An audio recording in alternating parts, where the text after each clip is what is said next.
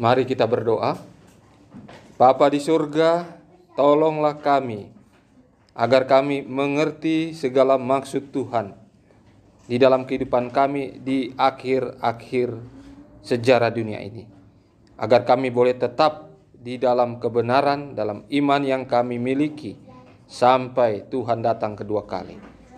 Roh Kudus Tuhan tetap menjadi bagian kami. Terima kasih atas pengampunan yang selalu menjadi milik kami. Di dalam nama Yesus Kristus kami berdoa. Amin. Selamat Sabat. Selamat Sabat untuk kita semua. Terima kasih saudara-saudara sekalian. Kita masih diberikan kesempatan untuk bisa berbakti. Karena di beberapa tempat, ya, walaupun dengan aturan-aturan yang berlaku di mana mereka tinggal, dilarang untuk beribadah. Oleh karena satu dan lain hal juga, ada jemaat-jemaat yang memang tidak mau lagi untuk beribadah seperti yang kita alami saat ini. Oleh karena satu dan lain hal. Tapi kita masih memuji membesarkan nama Tuhan pada Sabat ini, masih diberikan kesempatan untuk bisa berbakti. Tapi ingat saudara-saudara sekalian, suatu waktu tidak ada lagi kesempatan bagi kita berkumpul seperti ini untuk beribadah. Oleh karena situasi darurat sebagaimana yang dinubuatkan. Kalau kita sudah dikejar-kejar, sudah dianiaya, sudah dilarang untuk beribadah pada hari Sabtu, hari Sabat, maka kita tidak bisa lagi melakukannya seperti yang kita lakukan pada saat ini. Harus sembunyi-sembunyi, kembali ke masa lalu, sejarah terulang, di mana banyak umat Tuhan selama 1260 tahun di dalam penganiayaan itu. Mereka harus bersembunyi, beribadah dari satu tempat ke tempat lain, di goa-goa, di tempat-tempat yang sangat terasing. Karena kalau kedapatan mereka beribadah, mereka akan dibunuh. Selama 1260 tahun, umat-umat Kristen harus mengalami hal seperti itu. Ya, mereka mati juga, mati di dalam keadaan yang sangat memilukan, keadaan yang sangat tidak mengenakan. Itulah penganiayaan kepada umat-umat Tuhan yang pernah terjadi dulu 1260 tahun.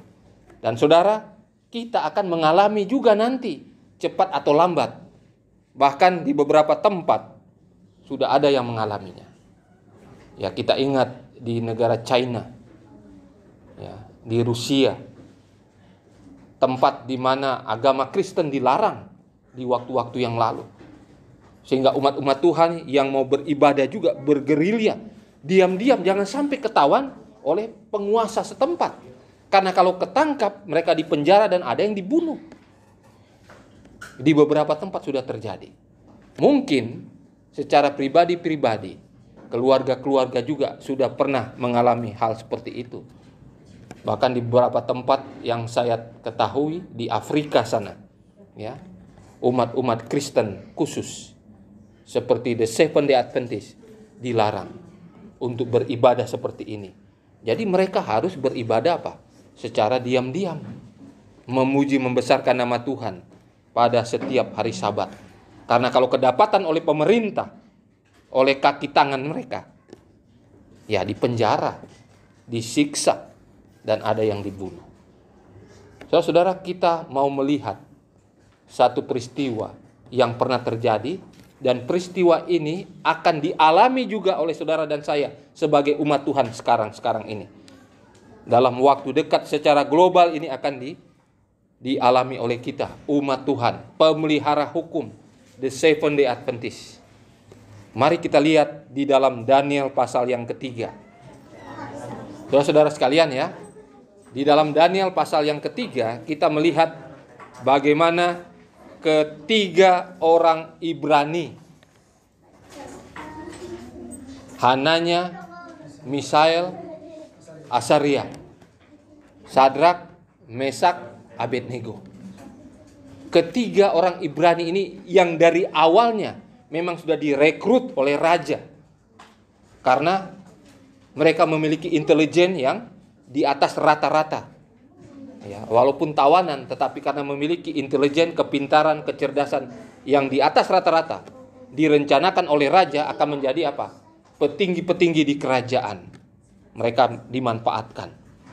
Oleh karena itu mereka dilayani secara khusus, baik dalam makanan, minuman, di dalam segala hal. Lebih dari orang-orang biasa di kerajaan pada saat itu. Nah, saudara-saudara sekalian, kita masuk di dalam Daniel pasal 3 secara khusus. Ya. Di dalam Daniel pasal 3 ini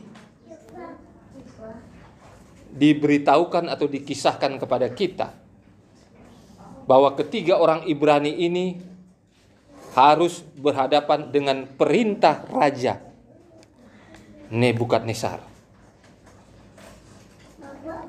Ayat yang pertama Daniel pasal 3. Raja Nebukadnezar membuat sebuah patung emas yang tingginya 60 hasta dan lebarnya 6 hasta, yang didirikannya di dataran Dura di wilayah Babel.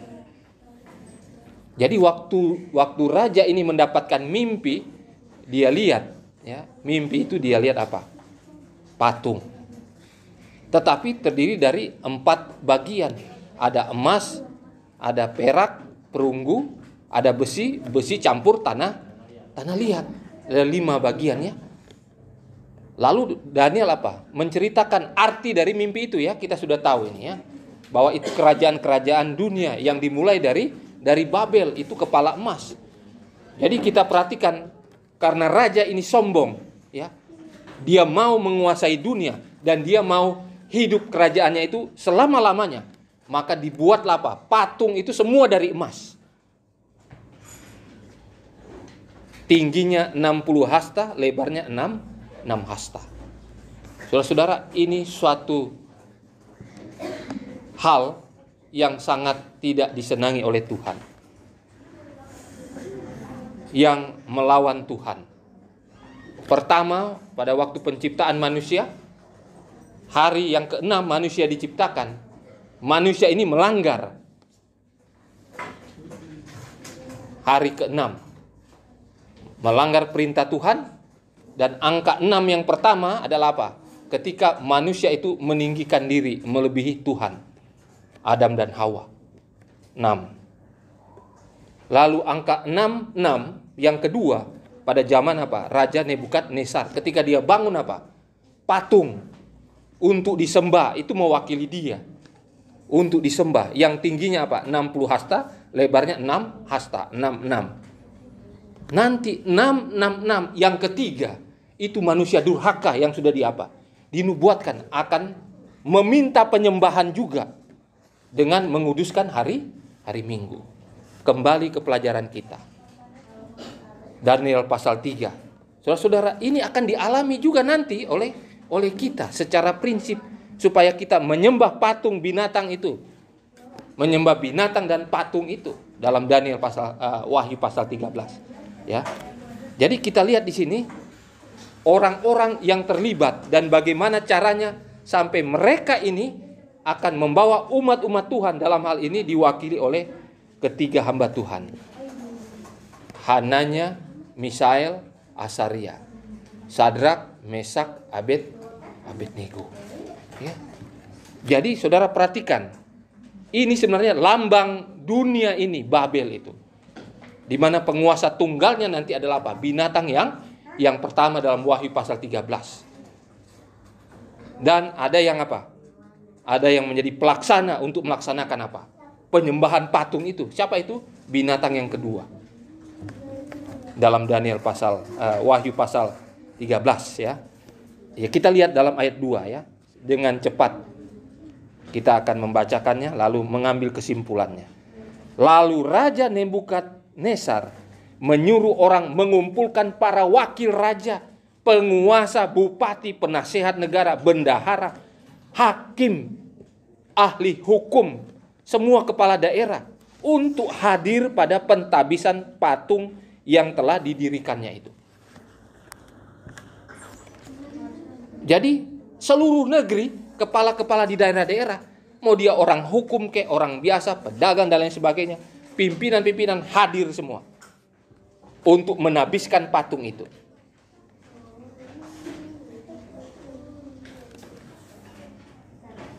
Dan berserulah seorang bentara dengan suara nyaring, beginilah dititahkan kepadamu hai orang-orang dari segala bangsa, suku, bahasa, demi kamu mendengar bunyi semua alat-alat musik, ada sangkakala, seruling, dan seterusnya. Ya. Siapa yang tidak menyembah, yang tidak sujud menyembah, akan dicampakkan seketika itu juga dalam perapian yang menyala-nyala. Saya mau tanya, penyembahan itu berapa hari? Tadi itu berapa lama? Sembah, musik dibunyikan, lalu apa? Menyembah berapa kali? Kan cuma 1 hari. Dan cuma 1 kali. Benar? 1 kali. Jadi perintah yang akan dibuat ini dalam 1 hari. Tetapi untuk para pemimpin di daerah-daerah dan seluruh negeri. Artinya ini gambaran Babel dunia ini, di mana seluruh dunia akan diperintahkan untuk menyembah patung itu. Apa patung itu? Itu lambang dari hari Minggu. Penyembahan kepada selain Tuhan. Hari Minggu. Ini diperintahkan. Yang tidak sujud menyembah, masukkan ke dalam dapur api pada saat itu juga. Sekarang kita lihat siapa yang menjadi kaki tangan dari Raja Nebukadnezar. Ayat yang ke-8. Pada waktu itu juga tampillah beberapa orang Kasdim. Melihat ya, ingat, orang Kasdim menuduh orang Yahudi. Berkatalah mereka kepada Raja Nebukadnezar, ya Raja, kekal hidup Tuanku. Tuanku Raja telah mengeluarkan titah supaya menyembah patung kepada semua yang diundang hadir. Bahwa setiap orang setelah mendengarkan bunyi musik-musik yang telah disebutkan tadi, harus apa? Sujud menyembah patung emas itu. Dan bahwa siapa saja tidak sujud menyembah, ini kata orang Kasdim kepada Nebukadnezar. Orang Nadu bilang baklak.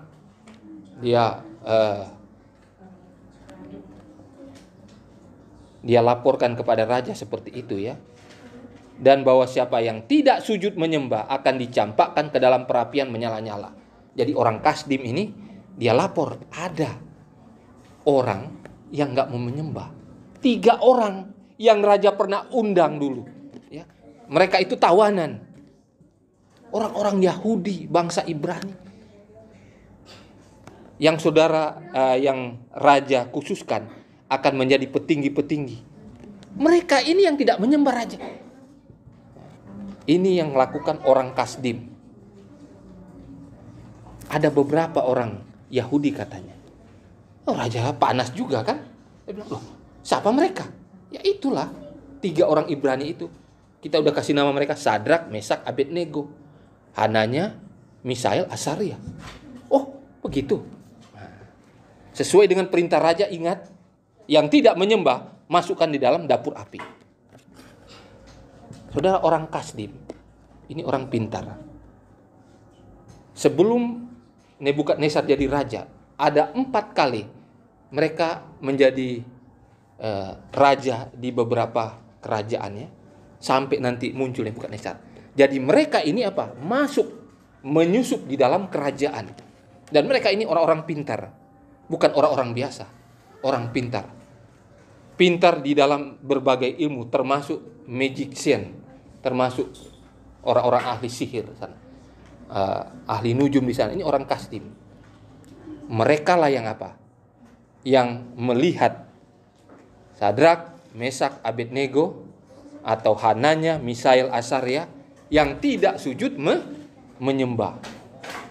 Jadi bukan rajanya yang melihat bahwa 3 orang Ibrani ini tidak apa? Tidak menyembah, tetapi orang Kasdim. Nah, orang Kasdim ini dia kepingin jadi apa? Kalau bisa gantiin raja ini, Nebukadnezar. Tapi caranya cari muka dulu. Cari muka dulu. Ya. Sesudah itu di dalam ayat 13. Nebukadnezar memerintahkan dalam amarahnya, geramnya membawa Sadrak, Mesak, Abednego menghadap. Setelah orang itu dibawa menghadap raja, berkatalah Nebukadnezar kepada mereka, "Hei, Sadrak, Mesak, Abednego, benar kamu tidak menyembah. Sudah dengar bunyi-bunyian musik, kamu tidak menyembah patung yang aku sudah buat."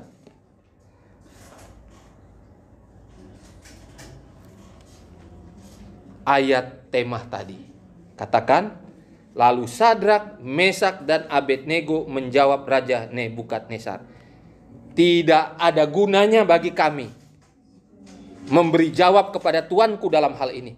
Nggak perlu. Memang itu kami.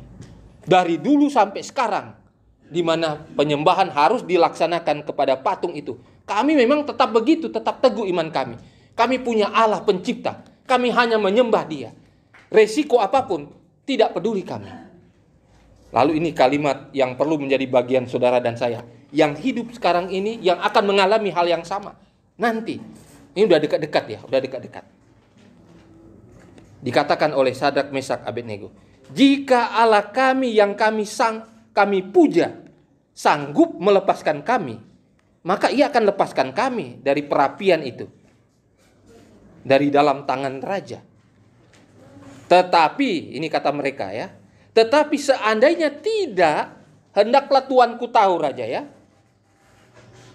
kami tidak akan memuja dewa tuanku.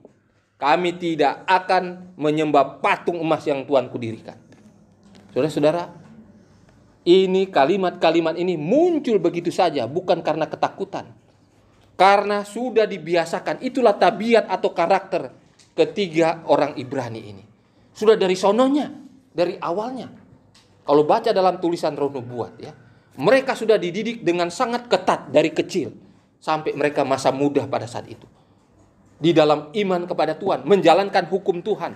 Bahkan ketika penyembahan-penyembahan yang ada di sekitar mereka, yang mengarahkan kepada berhala, kepada pemujaan kepada setan, mereka tidak gentar. Bahkan ditawarkan oleh raja dengan makanan-makanan yang enak, makanan raja. Ya. Bahkan minuman keras. Mereka enggak gentar. Tidak korek itu. Mereka tetap teguh di dalam iman mereka. Dan ketika raja memberikan kesempatan yang kedua kepada mereka, Sadrak, Mesak, Abednego, udahlah, mungkin kamu lupa, panik, atau bagaimana keadaan yang nggak enak, sekali lagi saja ya. Jadi saya beri kesempatan lagi satu kali. Kalau dengar bunyi-bunyian itu, ada seruling, rebab, rebana dan lain sebagainya, cuma nyembah, nggak usahlah tunduk sujud sampai ke bawah seperti warga yang lain. Kepala kamu aja sedikit aja, nunduk sedikit, sudah selesai, beres kok. Nggak perlu ke dapur api kalian. Tetapi karena keteguhan iman dari ketiga orang Ibrani ini, sekalipun Tuhan kami, pencipta alam semesta ini, tidak melepaskan kami dari perapian itu, Tuan Raja harus tahu, kami tidak akan menyembah patung itu. Kami tetap menyembah kepada Tuhan kami. Kalau Tuhan tidak lepaskan kami, kami mati, matilah. Mati syahid kami. Mati di dalam kebenaran yang kami pertahankan. Kalau Tuhan lepaskan, ya syukur, ada maksud Tuhan. Kalau tidak, sekali lagi Tuhan Raja harus tahu, kami tidak akan menyembah. Dan di situ saudara, Nebukadnezar ini marah besar. Marah besar. Selama ini tidak ada warga yang menentang saya. Tetapi kali ini, orang-orang kepercayaan saya, ketiga orang ini, justru menentang. Cuma mau sujud sedikit saja, kepalanya saja, nggak mau juga. Dan inilah yang terjadi. Jadi saudara-saudara sekalian, kita tahu ceritanya. Bagaimana akhirnya apa? Tuhan turun dan menolong ketiga orang Ibrani ini. Bahkan raja sendiri, mengapa dia katakan, loh itu kan ada 3 orang yang dimasukkan dalam dapur api, kok jadi 4? Dan yang salah satunya ada seperti anak manusia, anak dewa. Mengapa sampai raja tahu itu anak dewa, anak manusia? Karena sebelumnya dia juga sudah pernah mendapat penglihatan bahwa dia melihat apa? Yesus Kristus juga datang kepada dia ketika memberitahukan apa? Mimpi tentang patung itu dia sudah lihat. Jadi waktu dia lihat wajah yang sama, sosok tubuh yang sama, maka dia tahu ini anak dewa. Sebenarnya itu adalah Yesus Kristus ya. Tapi pengertian raja ini adalah itu anak dewa. Karena dia sudah lihat ketika dia mendapatkan mimpi sebelumnya. Makanya dia tahu pasti itu anak raja. Dan dalam kisah ini, saudara-saudara, kalau saudara perhatikan, terjadi pertobatan kepada Nebukadnezar. Ya, walaupun dia sempat sombong selama 7 tahun dia apa? Dibuat seperti binatang, dia harus makan rumput, dipermalukan di hadapan warganya.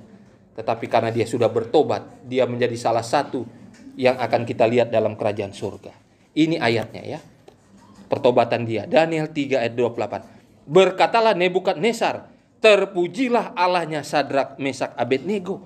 Ia telah mengutus malaikatnya melepaskan hamba-hambanya yang telah menaruh percaya kepadanya dan melanggar tita-tita raja, dan yang menyerahkan tubuh mereka karena mereka tidak mau memuja dan menyembah Allah manapun kecuali Allah mereka. Sebab itu aku mengeluarkan perintah, setiap orang dari bangsa, suku apapun, bahasa apapun yang mengucapkan penghinaan terhadap Allahnya Sadrak, Mesak, Abednego, Tuhannya Sadrak, Mesak, Abednego, maka mereka itu akan dipenggal. Tahu penggal? Dipotong lehernya. Dan rumahnya akan dirobohkan jadi timbunan puing. Karena Nebukadnezar bersaksi, karena tidak ada Allah yang hebat yang patut disembah selain Allahnya Sadrak, Mesak, Abednego. Saudara, poin yang terakhir itu kita tidak bahas. Tetapi gambaran umat Tuhan yang akan dianiaya itu akan terjadi menjadi bagian kita saat ini. Sebelum kita akhiri, saya mau baca kutipan Roh Nubuat. Dikatakan di dalam para nabi dan raja, pelajaran-pelajaran penting yang dapat dipelajari dari pengalaman orang-orang Ibrani itu di pelataran Dura adalah penting. Pada zaman kita ini, banyak dari hamba-hamba Allah, walaupun tidak melakukan kesalahan sama sekali, akan diserahkan menderita penghinaan, tindakan sewenang-wenang, semua diilhami oleh setan yang penuh dengan permusuhan dan kemabukan agama. Amarah manusia terutama akan bangkit melawan mereka yang memuliakan hari Sabat. Hukum yang keempat, sekali lagi tentang hari Sabat. Dan akhirnya suatu perintah seluruh dunia akan mengumumkan orang-orang yang memelihara hari Sabat ini pantas untuk dihukum mati dan harus dipenggal, dibinasakan. Sudah dekat waktunya, saudara. Saudara, ini Sadrak, Mesak, Abednego sekarang ini. Modern. Yang membutuhkan kekokohan iman. Yang seharusnya sudah dilatih dari awal. Supaya tidak goyah ketika saudara harus memilih. Sabtu apa Minggu? Meterai Allah atau tanda binatang? Akan memilih. Kalau kita tidak kokoh, tidak kuat iman kita. Karena sudah terbiasa untuk kompromi terus. Saudara tidak akan mengatakan, saya akan ikut Sabat Tuhan yang benar. Tidak akan sampai ke sana. Karena apa? Tulisan Roh Nubuat yang lain mengatakan, ketika kita sudah membiasakan kompromi, melakukan hal-hal dunia, dan kelihatannya berbau hal-hal surga, sebenarnya kita sudah menerima tanda binatang pada saat-saat itu. Dan pelaksanaannya cuma pada apa? Pada saat undang-undang hari Minggu itu disahkan. Jadi ini yang dikatakannya. Lalu di dalam kutipan berikut tulisan Roh Nubuat halaman 298. Para nabi dan raja. Masa kesukaran yang akan dihadapi umat Allah akan membutuhkan iman yang tidak akan tersandung. Anak-anaknya harus menyatakan bahwa ia adalah satu-satunya tujuan perbaktian mereka. Sehingga dengan demikian tidak ada pertimbangan, bahkan walaupun nyawa itu sendiri tidak dapat membujuk mereka untuk mengadakan persetujuan terkecil pun dengan perbaktian yang palsu. Bagi hati yang setia, perintah-perintah orang yang berdosa dan fana itu akan tenggelam ke dalam hal yang tak berarti di samping firman Allah yang kekal. Kebenaran akan ditaati walaupun akibatnya adalah dipenjarakan atau dibuang ataupun kematian. Saudara-saudara, kalau saudara benar-benar mau selamat, tetap berjalan di dalam Tuhan, nggak ada lagi kompromi. Minggu depan pertemuan COP27, COP27 di Mesir, mengumpulkan seluruh petinggi-petinggi dunia, tokoh-tokoh lingkungan hidup, tokoh-tokoh agama, yayasan-yayasan, ya, jurnalis, ya, televisi-televisi dunia, dikumpulkan di Mesir tanggal 14-16 November 14 terus minggu depan. Dan yang dibahas adalah itu sekitar 33.000 atau 40.000-an yang hadir. Dan ini terbesar di dunia dalam sejarah, di mana apa? Semua bangsa berkumpul untuk membahas sesuatu yang semuanya ada kaitan dengan penyembahan kepada Tuhan atau tanda binatang. Yang sekarang mungkin tidak kelihatan ke sana, tetapi semua mengarah ke sana. Bulan depan. Minggu depan. Minggu depan kita perlu melihat ini ya secara jeli. Dan sebagaimana yang akan terjadi, yang terjadi pada zaman Nebukadnezar, ketika patung itu dipaksakan untuk disembah, itu akan terjadi.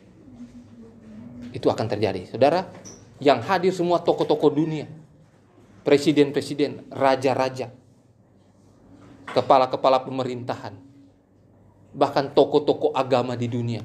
Semua agama ngumpul di sana.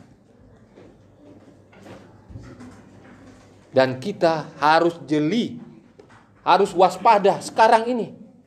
Jangan anggap enteng lagi. Karena kita memang dalam situasi apa? Tidur rohani. Ya. Makanya kita dikatakan 5 anak darah bodoh, 5 anak darah pintar. Sama-sama tertidur di dalam kehidupan kita melalui pekerjaan, kesibukan kita sehari-hari. Tetapi yang akan membedakan mana yang bodoh, mana yang pintar adalah minyak. Yang pintar, yang bijaksana itu punya minyak dalam pelita. Minyak itu adalah lambang Roh Kudus dan karakter Kristus yang tidak akan bisa dipindah-pindahkan. Itu karakter. Tulisan Roh Nubuat katakan. Saudara, itu yang membedakan mana yang bodoh, mana yang pintar. Sekarang saudara masuk di mana? Jadi saudara, kita sudah diberitahukan akan terjadi peristiwa ini. Tinggal kita saja mau menuju kemana, sesuai dengan iman yang ada pada kita. Dan saya pribadi mengharapkan kita semua tidak ada yang goyah iman kita ketika menghadapi peristiwa besar itu. Saudara diberikan pilihan, Sabtu atau Minggu, meterai Allah atau tanda binatang. Tapi kalau kita sudah biasa setiap hari, di waktu-waktu yang lalu sampai saat ini, selalu cenderung untuk hal-hal duniawi. Kita selalu mengutamakan hal-hal duniawi daripada Tuhan ketika kita diberikan pilihan. Pilih surga atau dunia. Tetapi selalu cenderung kepada dunia. Maka dikatakan Roh Nubuat. Maka kita sebenarnya sudah menerima tanda binatang. Hanya tinggal apa? Vonisnya pada saat disahkan itu. Di Amerika Serikat, Sandelo itu. Kita sudah terima tanda binatang. Nah, saudara sekalian, kalau kita biasa menyembah berhala-berhala kita setiap hari, berhala gadget, HP, berhala kepelesiran kita ke mal-mal, berhala cuci mata, menghabiskan uang hanya untuk kepelesiran dan lain sebagainya. Tidak gampang, ya, sangat mudah maksudnya kita akan menerima tanda binatang atau patung yang ditawarkan untuk disembah itu hari Minggu. Sangat mudah. Dan ini menjadi pelajaran kita sekarang ini, saudara sekalian. Waktunya tidak lama, ya, tidak lama. Sudah sangat dekat umur dunia sudah sangat dekat. Saya memberikan ajakan kepada saudara, ya, anggaplah hari ini hari terakhir kita. Kalau kita menganggap kata roh nubuat, ini hari terakhir kita hidup, maka kita akan selalu kedapatan benar, kudus dalam kehidupan kita. Kalau kita menganggap masih 1000 tahun lagi, maka kita akan berfoya-foya dalam kehidupan kita untuk hal-hal dunia. Sehingga kita tidak akan selalu kedapatan setia, benar di hadapan Tuhan. Waktu Yesus datang, tidak akan kedapatan kita salah satu yang beriman untuk diselamatkan. Jadi anggaplah hari-hari di depan kita adalah hari terakhir kita hidup. Dengan demikian kita akan menjaga kualitas iman kita, hidup kita untuk tetap di dalam Tuhan. Kalaupun ada salah-salah kecil, langsung kita bekerja untuk memohon pengampunan. Karena 1 Yohanes 1 ayat 9, waktu kita memohon pengampunan pada saat itu, dosa kita dibereskan. Harus seperti itu. Jangan ditunggu 1 hari, kita sudah lupa dan lain sebagainya. Belum lagi nama kita dipanggil di surga, di dalam buku catatan yang akan diperiksa. Setiap saat ada kemungkinan itu menentukan kita selamat atau tidak. Ya, kita nggak tahu semuanya. Tetapi dengan pelajaran pada siang ini, kita diingatkan kembali bahwa kita akan mengalami hal yang sama. Kita adalah Sadrak, Mesak, Abednego modern. Sadrak, Mesak, Abednego yang tinggal di waktu-waktu terakhir dalam sejarah dunia ini. Dan kitalah yang akan mendapatkan apa?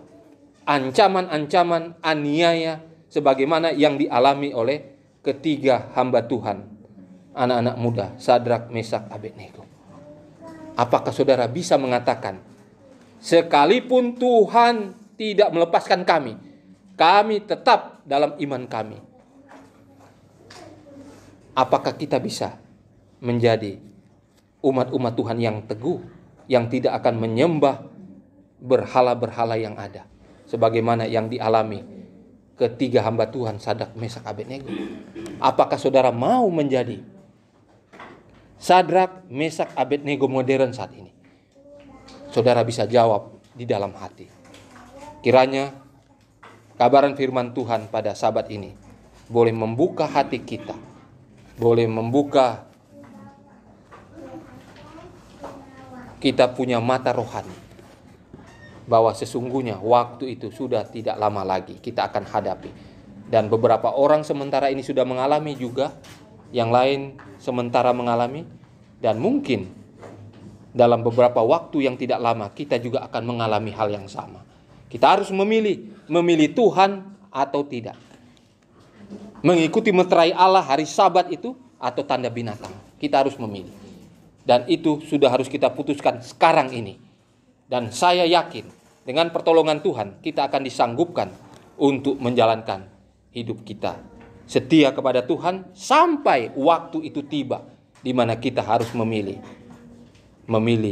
meterai Allah menuju kepada kehidupan yang kekal. Di dalam nama Yesus. Amin.